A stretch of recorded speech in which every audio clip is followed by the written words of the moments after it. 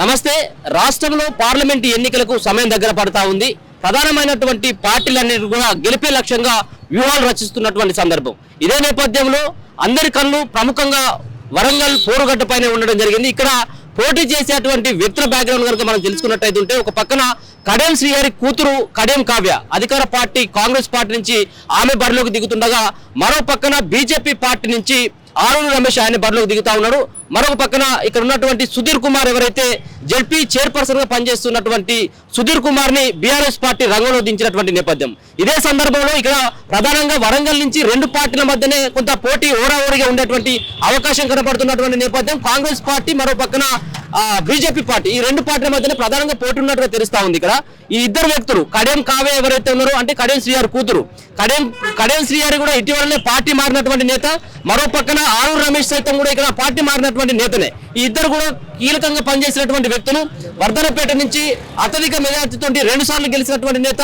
ఇప్పుడు మొన్న జరిగినటువంటి అసెంబ్లీ ఎన్నికల్లో ఆయన ఓడిపోవడం జరిగింది. ఇక ఒక పక్కన కడియం శ్రీహరి అనే స్టేషన్ కనుపూర్ నుంచి ఎమ్మెల్యేగా టీఆర్ఎస్ పార్టీ నుంచి గెలిచినటువంటి చరిత్ర ఉంది. హనుమకొండ జెడ్పీ చైర్పర్సన్ గా సుధీర్ కుమార్ ఆయన బీఆర్ఎస్ పార్టీ నుంచి కూడా ఆయన రంగంలో దిగుతా ఉన్నాడు. కాబట్టి ఇక్కడ ఉన్నటువంటి ఇద్దరు పార్టీలు జంప్ అయినటువంటి నేతల మధ్యనే కొంత ఇక్కడ పోటీ ఉండేటువంటి అవకాశం ఉంటుంది. రాజకీయ అనుభవం ఉన్నటువంటి ఆరూరు రమేష్ ఇక్కడ వరంగల్ పోరుగడ్డ పైన ఆయన విజయకేతను ఎగరవేస్తాడా, లేకపోతుంటే కడియం శ్రీహరి యొక్క చరిష్మా ఏమైనా పనిచేస్తుందా లేదనేది ఇక్కడ చూడాల్సినటువంటి అంశం. ఇక్కడ కొంతమందితో మాట్లాడేటువంటి ప్రయత్నం అయితే చేద్దాం. వాళ్ళు ఏ విధంగా, వరంగల్ ప్రజలు ఏ విధంగా అనుకుంటా ఉన్నారు, వాళ్ళు ఏ పార్టీ వైపు వెళ్ళేటువంటి అవకాశం ఉంటుంది అనేది కూడా ఒకసారి తెలుసుకునేటువంటి ప్రయత్నం అయితే చేద్దాం. ఇక్కడ కొంతమంది ఇక్కడ కూర్చోవడం జరిగింది. అన్న నమస్తే. అన్న ఎట్లా ఉన్నదన్న వరంగల్ పార్లమెంట్ లో ఏ పార్టీ గెలిచేటువంటి అవకాశం కనబడుతుంది? వీళ్ళు మోడీ గారు చేసిన దాన్ని బట్టి చూస్తే అయితే జై శ్రీరామ్ అనే నినాదం వల్ల రాముడి కార్యక్రమాలను చేస్తున్నాడు. రెండవది అతను చేసిన పనులు కూడా ఇప్పటివరకు చాలా బాగా అనిపించినాయి. దానికోసమే మొగ్గు చూపుతున్నారు ప్రజలు కూడా. ఎందుకని బీజేపీ పార్టీకి ఎందుకు ఓటేయాలని చెప్పేసి అనుకుంటా ఉన్నారు మీరు? కొన్ని వాళ్ళు చేసిన పనులు నిలకడగా ఉన్నాయి, అందరికీ అర్థమయ్యే పనులు చేస్తారు. కొంతమందికి చాలా పనికి వచ్చినాయి. ఇప్పుడున్న కొత్త పార్టీల వల్ల, కొత్తగా వచ్చిన వాళ్ళు ఇప్పుడు వీళ్ళు రాజకీయంగా ఏంటంటే పార్టీలు మారుతూ ఉన్నారు. వీళ్ళు గెలిచినాక కూడా మారతారు మారరు అనే నమ్మకం లేదు కదా. రెండోది వాళ్ళు చేస్తారన్న గ్యారంటీ కూడా లేదు. ఆ ఉద్దేశంగా కూడా కొంత ఏంటంటే ఇది సెంట్రల్ ప్రభుత్వం గురించి కనుక వాళ్ళకే మొగ్గు చూపే ప్రయత్నం చేస్తారు.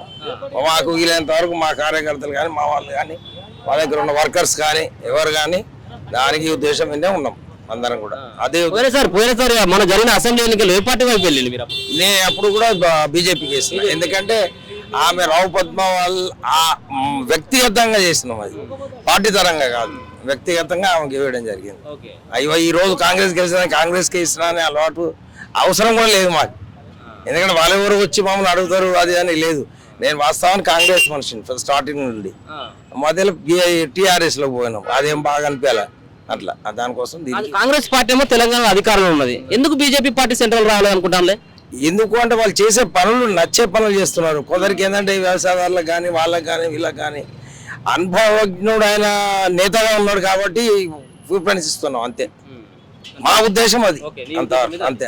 మీరు చెప్పండి కాకా, మీరు ఏ పార్టీ వైపు వెళ్ళేటువంటి అవకాశం కనబడుతుంది ఈసారి? మాకు పార్టీ గురించి ఎందుకు చెప్తానంటే, గత ప్రభుత్వం కాంగ్రెస్ ఉన్నప్పుడు కూడా మాకు ఇల్లు ఇవ్వలే, ఫ్లాట్లు ఇవ్వలే. ఇప్పుడు మళ్ళీ అది టీడీపీ పోయింది, టీఆర్ఎస్ పోయింది. మళ్ళీ ఇప్పుడు ఈ ప్రభుత్వం కాంగ్రెస్ ప్రభుత్వం వచ్చింది. ఈ కాంగ్రెస్ ప్రభుత్వం కూడా ఇప్పటివరకు ఏం పట్టించుకోవట్లేదు. ఇప్పటివరకు ఇల్లు లేదు. ఏమైనా ఈ మందిర్ కట్టుడు, ఈ కుల మతాలు ఇవన్నీ వేస్ట్ అవుతాయి పార్టీలు. మెయిన్ ఒకటి మనకు జాబ్స్ కావాలి పిల్లలకు, ఆ జాబ్స్ కూడా లేవు. ఏమైనా కానీ ఇవే గుళ్ళు గోపురాలు కోట్లు పెట్టి కట్టిస్తాను తప్పించి ఈ పబ్లిక్ ఏమైనా అక్కడికి వచ్చేటి ఏమి ఉంటలేవు. అందువరకే ఇప్పుడు ఈ ఉన్న ప్రభుత్వం అయినా కాంగ్రెస్ ప్రభుత్వం పట్టించుకొని ఏదైనా ఇల్లు లేని వాళ్ళకి, స్థలం లేని వాళ్ళకు ఇవ్వాలి. నేను కోరుకునేది ఒకటి. ఇప్పటివరకు 20,000 కట్టినా గత ప్రభుత్వం కాంగ్రెస్ ఉన్నప్పుడు, ఇప్పటివరకు ఇల్లు ఇవ్వలే. ఈ పార్టీ ఇప్పుడు ఉన్నటువంటి ప్రభుత్వం చేస్తానని అనుకుంటా ఉన్నారా? ఇప్పుడు ఈ ప్రభుత్వం అయినా మరి చేస్తుందా అని అనుకుంటానా, కానీ మరి ఏమో ఎలక్షన్లు వచ్చినాయి కదా మళ్ళీ. ఇప్పుడు ఎలక్షన్స్ వచ్చినాయి, ఎంపీ ఎలక్షన్స్ వచ్చినాయి కదా, ఇప్పుడు ఏ పార్టీకి ఓటేయాలని అనుకుంటా ఉన్నారు? ఏ పార్టీ గెలిస్తే మంచిగా ఉండదని అనుకుంటా? అయితే మళ్ళీ ఈ కాంగ్రెస్ పార్టీకి ఓటేస్తా, ఎందుకంటే ఇల్లు వస్తాయని ఆశ ఉన్నది అట్లా. వేరే పార్టీలకి ఇప్పుడు 100-150 రోజులు అవుతాను కాంగ్రెస్ పార్టీ గవర్నమెంట్ తెలంగాణ అధికారంలోకి వచ్చి. ఎట్లా అనిపిస్తా ఉంది పరిపాలన, ఎట్లా అనిపిస్తా ఉంది? పరిపాలన ఇప్పుడు కొత్త కదా, ఇప్పుడు జర ఇంకా కొన్ని రోజులు పోవాలి. అంతే. అదొకటి బస్సులు ఫ్రీ పెట్టిండు, అదైతే వేస్ట్ పని చేసిండు. అది కరెంట్ ఒకటి పెట్టిండు, అది ఎందుకు వేస్ట్ పని? అదే మనకు ఏదైనా ఉంటే తక్కువ రేట్లు తక్కువ చేయాలి. పబ్లిక్ అక్కడికి వచ్చే పనులు అయితే అవుతారు. మీరైతే ఈసారి అయితే మళ్ళీ కాంగ్రెస్ పార్టీ. కాంగ్రెస్ కి వస్తా నేను. నువ్వు చెప్పు కాక, మీరు ఎక్కడనే ఏ పార్టీకి వేస్తారు ఈసారి ఓటు మీరు? ఈసారి కాంగ్రెస్ కి ఇస్తాం అనుకుంటున్నాను. అంతేనా? ఎందుకంటే ఒకసారి ఛాన్స్ ఇవ్వాలి కదా, పూర్తి ఇంకా అధికారంలోకి పూర్తి కన్ఫర్మ్ కాలేదు కదా. మెయిన్ ఏంటంటే తెల్ల కార్పొరేషన్ మీకు ఉన్న వాళ్ళకు 200 యూనిట్ల కరెంట్ ఫ్రీ అంటే మామూలుగా చిన్న అంచనా కాదు. అది నెలకు 1000 రూపాయలు దాదాపుగా పింఛన్ రూపాయలు ఇచ్చినట్టే. అది ఒకటి. ఒక ఆర్టీసీ బస్సు ఈ లేడీస్ మహిళలకు ఫ్రీ అనేది ఈ రెండైతే అమల్లోకి వచ్చినాయి. గ్యాస్ సిలిండర్ అది ఇంకా బయటికి రాలేదు. అసలు అయితే ఇంకా కన్ఫర్మ్ అయితే అది బాగానే ఉంటుంది. కాంగ్రెస్ ఈ 2-3 సరిపోతాయి ప్రస్తుతానికి అయితే. 200 యూనిట్లు అంటే కొన్ని లక్షల మంది కదా, అందరికి తెల్ల రేషన్ కార్డు మీద ఫ్రీ అంటే ఒకటి బాగా. వరంగల్ నుంచి ఎవరు పోటీ చేస్తారు ఎంపీగా? ఎంపీ కావ్య. కావ్యకే వేస్తారా ఇప్పుడు ఈసారి ఓటు? కావ్యకే కావ్య. ఓకే, ఎట్లా కనబడతాం అంటే సెంట్రల్ లో ప్రధాని ఎవరైతే బాగుంటుంది అనుకుంటా ఉన్నారు? ప్రధాని నరేంద్ర మోడీ అయితేనే బాగుంటుంది. ఎందుకంటే మనకు అధికారం ఉన్నది కాబట్టి, మెజార్టీ ఉన్నది కాబట్టి అదే వస్తే మళ్ళీ పొత్తులో వేరే వస్తే మళ్ళీ కలివిల్లు అవుతుంది కదా. వచ్చే బీజేపీ సెంటర్ రావాలి. కాంగ్రెస్ వస్తే బాగుంటుంది కానీ వచ్చే మెజార్టీ లేదు కదా చుట్టుపక్కల నుంచి. కాబట్టి ఉన్నదాన్ని 10 ఏళ్ళ నుంచి అనుభవం చేస్తున్నాం కాబట్టి మళ్ళీ అతనికి అనుభవం ఉంటుంది. ఈ పెద్ద మనిషి అని అంటే సెంట్రల్ ఏమో మోడీ రావాలి, ఇక్కడ మాత్రం కాంగ్రెస్ కాంగ్రెస్ చేస్తాం. మరికొంత మందితో మాట్లాడేటువంటి ప్రయత్నం చేద్దాం. చాలా మంది కూడా ఇక్కడ ఉన్నారు. చెప్పండి బ్రదర్, ఎక్కడ మీది? మాది ఇక్కడే. ఎట్లా ఉన్నదని ఇక్కడ రాజకీయ పార్టీలు ఎట్లా ఉన్నాయి, ప్రచారం ఎట్లా కొనసాగుతా ఉంది? ఏ పార్టీ వైపు మీరు ఈసారి వెళ్ళేటువంటి అవకాశం కనబడతాం? ఇప్పుడైతే 3 పార్టీలు జోరుగానే చేస్తాయి, కానీ బీజేపీ అయితే పక్క. అంటే నరేంద్ర మోడీ ప్రభుత్వం ఉండాలి సెంట్రల్ లా. స్టేట్ లా బీఆర్ఎస్ చేసిన మోసాలకు మేము బీఆర్ఎస్ నుండే వచ్చినాం. కాంగ్రెస్ అందరూ ఓపెన్ గా కాంగ్రెస్ కు ఉద్దేశం అది పగతోటే తప్ప కానీ కాంగ్రెస్ మమకారంతో అయితే కాదు. ఇప్పుడు ఈయన రేవంత్ వచ్చి ఏం చేసిండు? ఏమైనా కరెంటు బిల్లులు మాఫీ చేసిండా? ఒక బస్సు పథకం తప్ప వేరేది ఏది లేదు. గ్యాస్ అన్నాడు, అన్ని పథకాలు ఓపెన్ చేసిండు కానీ ఇంతవరకు ఏ పథకం లేదు. కరెంటు 200 యూనిట్లు తెల్ల రేషన్ కార్డు కానీ ఇస్తానన్నాడు. ఎవరికి ఇస్తాడు? ఎవరికి లేదు. రేషన్ కార్డు ఉన్నది, మాకు తెల్ల రేషన్ కార్డు ఉన్నది. 2 మాటల సర్టిఫికేట్ చేసిన, ఇంతవరకు లేదు. మళ్ళీ మేము కరెంట్ బిల్లు కట్టుకుంటూనే ఉన్నాం. దాన్ని కూడా చక్కగా పరిపాలన ఇక్కడ బాగాలేదా? 100-150 రోజులు అయితే కాంగ్రెస్ గవర్నమెంట్ ఇక్కడికి వచ్చి పరిపాలన ఎట్లా అనిపిస్తుంది? ఏం పరిపాలన ఉన్నది?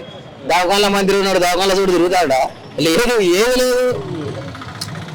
ఇగో కాంగ్రెస్ అంటే కాంగ్రెస్ అంతే, అంతా దొరల రాజ్యం అన్నట్టే వాస్తవానికి అయితే. అలా కాంగ్రెస్ ఉండేది అందరు రెడ్డి రాజులే.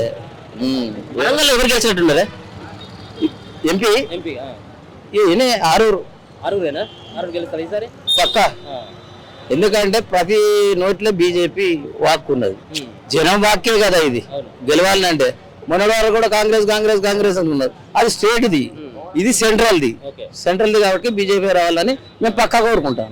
అని మీరు చెప్పండి, ఎక్కడన్నా మీది? ఏం పేరు మీ పేరు? ఇక్కడేనా?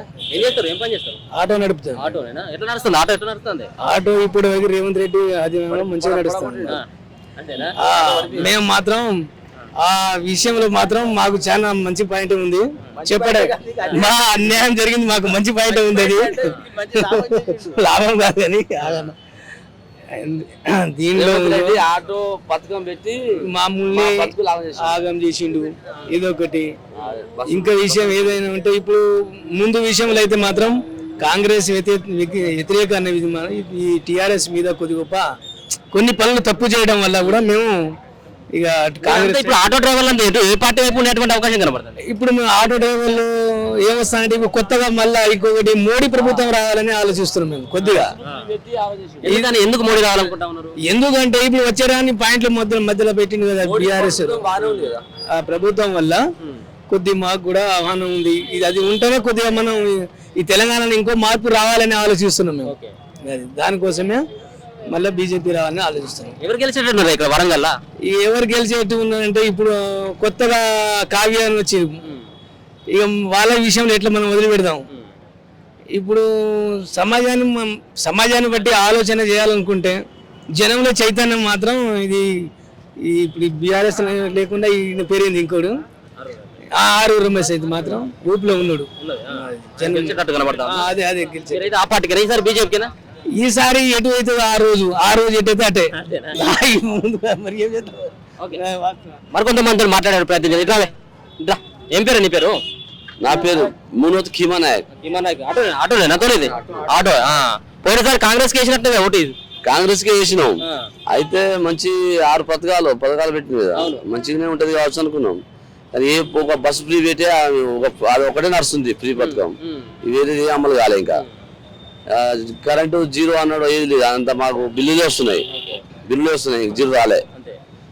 ఆయన ప్రభుత్వం ఏం నచ్చట్లేదు. ఆయన మన రేవంత్ రెడ్డి మధ్యలోనే పోతాడు. కేసీఆర్ ఉన్న ప్రభుత్వం లెక్క లేదు.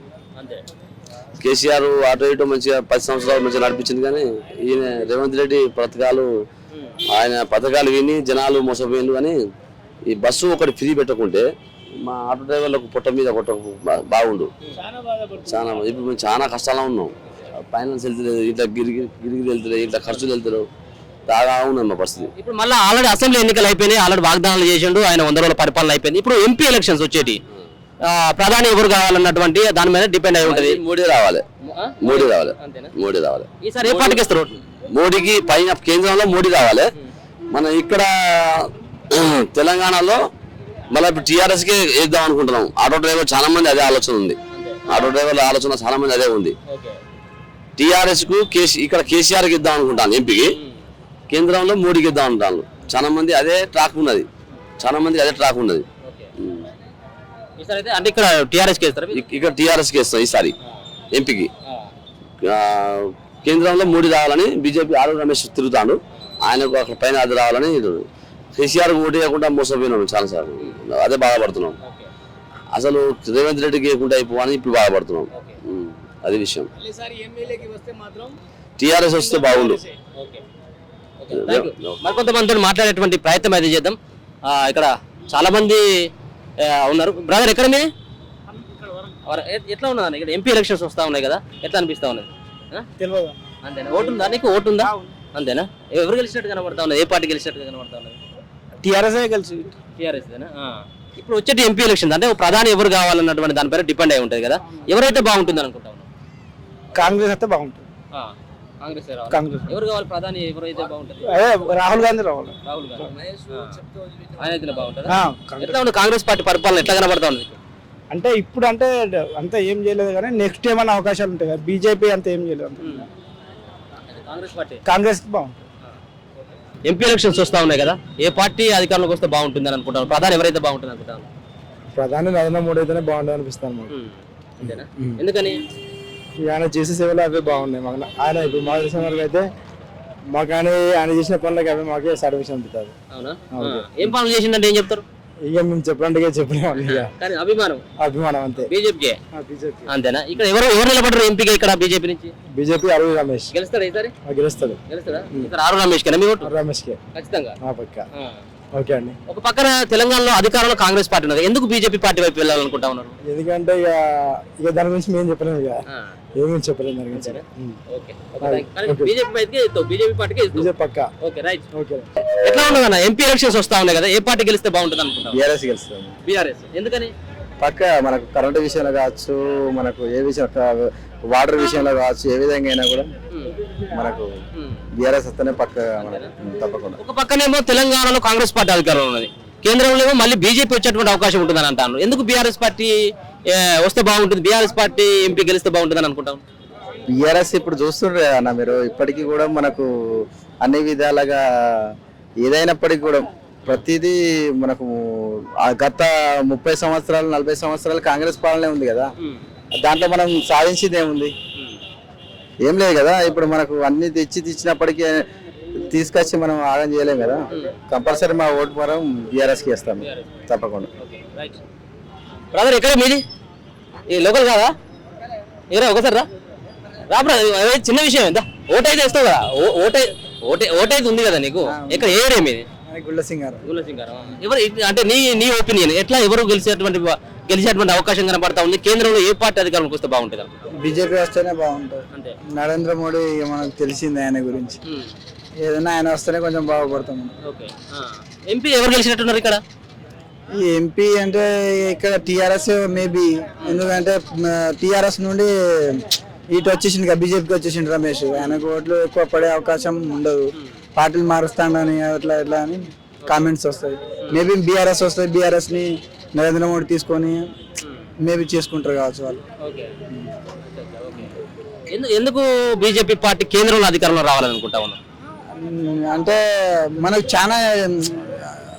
చాలా హెల్ప్ అనేది ఉన్నది ఆయనతోని. మోదీ చాలా మంచి వ్యక్తి కదా, ఆయన ప్రజల కోసమే సేవలు, పెళ్లి చేసుకోకుండా ఆయన పాపం సేవలు చేస్తాడు కదా, అది చాలు కదా. మన ఇప్పుడు తెలుగు ప్రజలకు ఒకటి ఏంటంటే, మన ఇప్పుడు ఏంటి శ్రీరాములు ఉన్నది కదా, అది మన తెలుగు జాతికి ఎంత పేరు, రామ మందిరం ఎంత పేరు తెచ్చింది, అది ఇంకా ముఖ్యంగా అది కదా. అందుకోసం మీరు ఈసారి ఏ పార్టీకి వేసినట్టున్నారు ఓటు? నేనైతే టీఆర్ఎస్ కే అనుకుంటున్నాను. ఒక పక్కనేమో మోడీ రావాలంటున్నావు, ఇక్కడేమో టీఆర్ఎస్ గా, ఎందుకని అట్లా? మోడీ వస్తాడు కంపల్సరీగా, టీఆర్ఎస్ వచ్చినా మోడీ వస్తాడు అంతే, అది కాంగ్రెస్ మాత్రం రాదు. ఎట్లా ఉన్నదన్న ఎంపీ ఎలక్షన్స్ ఎట్లా కనబడతా ఉన్నాయి? ఎవరు గెలిచినట్టు కనబడతా ఉన్నది? అరుణ్ రమేష్. ఏ పార్టీ? బీజేపీనా? బీజేపీకి ఓటేయాలి. కాంగ్రెస్ మన టీఆర్ఎస్ మొత్తం దోసుక తిన్నది, ఏం చేసింది లేదు. ఈసారి కూడా సీట్లు రావు. అరుణ్ రమేష్ మాత్రం బీజేపీ సెంటర్ లో ఉంటే మనకు బాగుంటుందని నేను అనుకుంటాను. ఎందుకు బీజేపీ పార్టీ రావాలని చెప్పేసి అనుకుంటా ఉన్నారు? ఎందుకు అంత అనేది మంచి పార్టీ, అది అవినీతి లేని పార్టీ. మోడీ అంటే మచ్చలేదు మోడీకి, అసలు వ్యవస్థలేని వ్యక్తి, మంచి పరిపాలన. ఇక్కడ మన కేసీఆర్ చూసుకుంటే వాళ్ళ బిడ్డ కానీ వాళ్ళ కొడుకు కానీ మొత్తం అవినీతి చేసి పార్టీని అంతా ఖరాబ్ చేసిండు. అంతా కాంగ్రెస్ పోతారు, ఎవరు ఉంటలేరు. దాదాపు మిగిలేదు వాళ్ళు ముగ్గురే, హరీష్ రావు, కేటీఆర్, కేసీఆర్. ఇప్పుడు ఉన్న ఎమ్మెల్యేలంతా కాంగ్రెస్ కు, బీజేపీలో అరుణ్ రమేష్ బీజేపీ పోయిండు. అంటే ఇప్పుడు పరిపాలన కరెక్ట్ లేదు కాబట్టి కేంద్రంలో పరిపాలన మంచిగా ఉన్నది, మోడీ పరిపాలన. అందుకనే వరంగల్ నుండి మోడీకి ఇద్దామని ఆలోచన. గెలుస్తాడు, బీజేపీ మనది, పక్కా బీజేపీ ఓటేసి గెలిపిస్తాడు. మీరు చెప్పండి. బీజేపీకి ఇస్తా, 100% బీజేపీకి ఇస్తా నేను. అది సెంట్రల్ లో బాగున్నది పార్టీ, జనాన్ని చూసి పరిపాలిస్తాను పార్టీ. ఇక్కడ మాత్రం వీళ్ళని చూసుకుంటే వీళ్ళు జనాలను చూస్తలేదు, పరిపాలన బాగాలేదు, కాబట్టి నేను బీజేపీకి ఓటేస్తాను. ఎవరు నిలబడరు ఇక్కడ బీజేపీ నుంచి? ఇప్పుడు మా బాగా చెప్పిండు కదా రమేష్ అని, ఆయనకు 100% గెలుస్తాడు, 100% గెలుస్తాడు. ఓకే. పరిపాలన ఎట్లా కనబడతా ఉంది కాంగ్రెస్ పార్టీ పరిపాలన? నాకు నచ్చలేదు, బాగాలేదు. వాళ్ళకు పరిపాలన చేయట్లేదా, జనాలను ఇబ్బంది పెడతారు. కరెంటు ఉండలేదు, వాటర్ ప్రాబ్లం వచ్చింది, కరెంటు ప్రాబ్లం వచ్చింది, వాటర్ ప్రాబ్లం వచ్చింది, జనాన్ని ఇబ్బంది పెట్టిండు.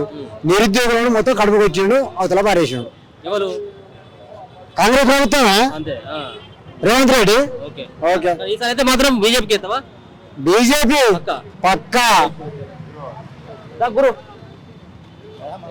అంటే ఇక్కడ ఓవరాల్ ఎవరు గెలిచినట్టు కనబడతా ఉన్నది మీ అనాలిసిస్? మాగా కాంగ్రెస్ గెలుతుంది, కడియం కావ్య గెలుతుంది. ఎందుకని కడియం కావ్య గెలుస్తుంది అనుకుంటా ఉన్నారు? ఎందుకంటే బీఆర్ఎస్ చేసిన అక్రమాలు, అన్యాయాలు, అరాచకాలు చేయబట్టి. బీజేపీ చేసినా ఏం లేదు, బీజేపీ వచ్చింది లేదు, బీజేపీ చేసింది. కేంద్రంలో ఎవరు ప్రధాని అయితే బాగుంటుంది అనుకుంటా ఉన్నారు? రాహుల్ గాంధీ అయితే డెవలప్ అవుతుంది, పాత ఇందిరాగాంధీ వస్తాయి, అప్పుడు అందరికి బక్క చక్కగా అందరికి బీద సాధలకు అవుతాయి, చదువుకున్న వాళ్ళకు ఉద్యోగాలు వస్తాయి అని అనుకున్నాను. ఇప్పుడు ఈ 150 రోజుల పరిపాలన ఎట్లా అనిపిస్తా ఉన్నది? ఒక పక్కనేమో రుణమాఫీ కాలేదు, రైతులకు ఏం చేయలేదు అన్నటువంటి విమర్శలు వస్తా ఉన్నాయి కాంగ్రెస్ పార్టీ పైన, మీరేమంటారు?